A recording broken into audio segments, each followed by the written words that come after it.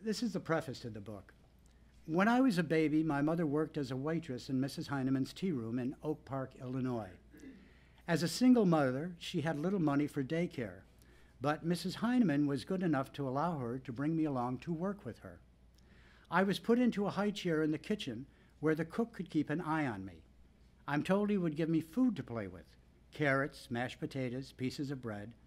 Food has been a toy in my life ever since. I simply love to cook. Whatever else is happening in my life, anger, disappointment, even sorrow, when I go into the kitchen, that love of cooking is always there. I start with an idea of what I want the taste to be, and then work backward until I have the first step. Sometimes the outcome is very different from what I expected, which to me is the cooking loving me back. It isn't important to me if I don't replicate the same taste every time. I might say, I wonder what will happen if I add this, and so I add it. And I might use whatever that wonderful ingredient is in that composition again, but then I will change something else.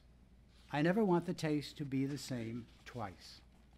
Because I always worked with what was fresh in the market or what local farmers brought in to me, I found it difficult to make a menu even days in advance.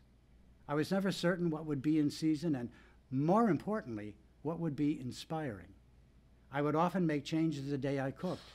What matters to me is, how does it taste? Food is beautiful. Cooking is beautiful. The movement of my arms as they stir and grate and whip is like a dance.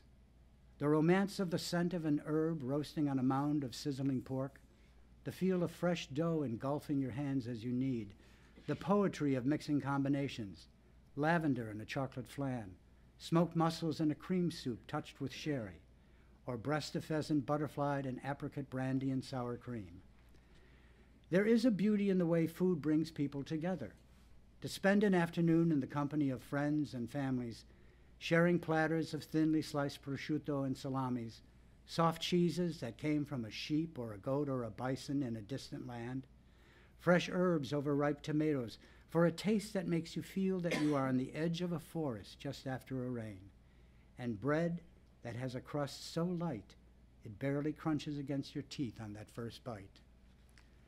The lessons that came to me informally in the daily cooking of the households and kitchens of which I was a part have stayed with me all of my life, and it is these informal venues that I bring for your entertainment.